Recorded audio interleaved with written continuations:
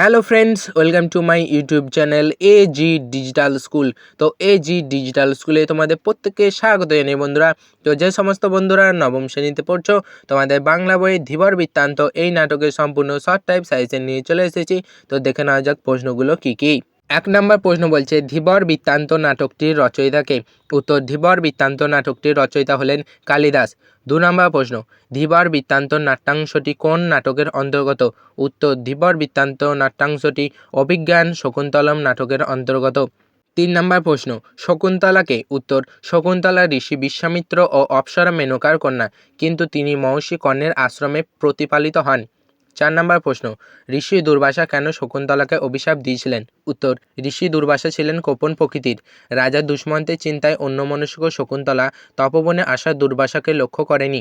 সামান্য আশ্রমকন্যার উপেক্ষা সহ্য করতে না পেরে ক্রোধান্বিত ও অপমানিত দুর্বাসা শকুন্তলাকে অভিশাপ দিয়েছিলেন।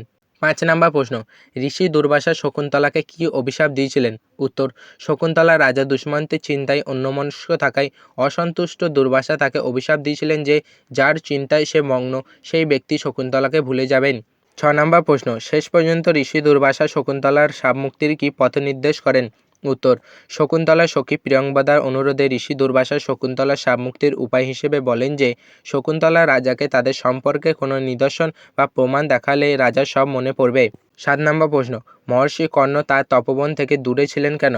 উত্তর, মহর্ষি কর্ণ তার তপবন থেকে দূরে ছিলেন কারণ তিনি তীর্থ পর্যটনে বের হয়েছিলেন। 8 নম্বর প্রশ্ন, শকুন্তলাকে প্রতিগৃহে পাঠানোর আয়োজন কে করেন? উত্তর, শকুন্তলা পালক পিতা মহর্ষি কর্ণের অনুপস্থিতিতে রাজা দুষ্মন্ত শকুন্তলাকে বিবাহ করেন। কর্ণ ফিরে এসে শকুন্তলাকে প্রতিগৃহে পাঠানোর আয়োজন করেন। 9 নম্বর প্রশ্ন, নাট্যদৃশ্যে হাত বাঁধা অবস্থায় থাকা পুরুষটির আসল পরিচয় কী?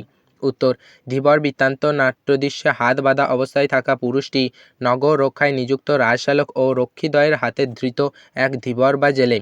10 নম্বর প্রশ্ন, রাজশালকের সঙ্গী প্রথম রক্ষীর নাম কি? উত্তর, রাজশালকের সঙ্গে থাকা 2 রক্ষীর মধ্যে প্রথম রক্ষীর নাম হলো সূচক। 11 নম্বর প্রশ্ন, দ্বিতীয় রক্ষীর নাম কি? উত্তর, রাজা দুষ্মন্তের কর্মচারী নগররক্ষার কাজে নিযুক্ত রাজশালকের সঙ্গী দ্বিতীয় রক্ষীর নাম জানুক। 12 নম্বর প্রশ্ন, ধীবরের বৃত্তি পরিচয় শুনে রাজশালক কি ব্যঙ্গোক্তি করেছিলেন? উত্তর, ধীবরের জীবিকার পরিচয় শুনে রাজশালক হেসে ব্যঙ্গ করে বলেছিলেন, তা তোর জীবিকা বেশ পবিত্র বলতে হয় দেখছি। 13 নম্বর প্রশ্ন, শকুন্তলার হাতের আংটি কিভাবে ধীবরের হস্তগত হয়? উত্তর, নিজে শিকার করা একটি রুই মাছ খণ্ড করে কাটার সময় ধীবর তার পেটের মধ্যে শকুন্তলাকে দুষ্মন্তের উপহার দেওয়া মণিমুক্তায় ঝলমলে আংটিটি পায়। 14 নম্বর প্রশ্ন, প্রথম রক্ষীর হাত নিষ্পিস করছিল কেন? উত্তর, প্রথম রক্ষীর হাত নিষ্পিস করছিল জেলেকে মারবার আগে যে মালা পরানো হবে তা গাঁথার জন্য।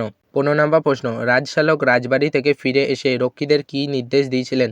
উত্তর, রাজশালক রাজমহল থেকে ফিরে রক্ষীদের নির্দেশ দিয়েছিলেন ধীবরকে যেন ছেড়ে দেওয়া হয়, কারণ আংটির ব্যাপারে সে যা বলেছে তা সত্য। 16 নম্বর প্রশ্ন, সত্যবাদী ধীবরের উদ্দেশ্যে মহারাজের প্রদত্ত উপহার কী ছিল? উত্তর, রাজা দুষ্মন্ত তার মহামূল্য আংটি পেয়ে খুশি হয়েছিলেন এবং আংটির মূল্যের সমপরিমাণ অর্থ প্রদান করেছিলেন সত্যবাদী ধীবরকে।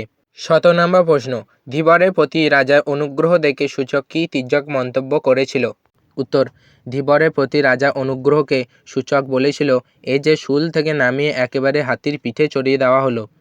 18 নম্বর প্রশ্ন, আংটি হাতে পেয়ে রাজা দুষ্মন্ত কেমন আচরণ করেছিলেন?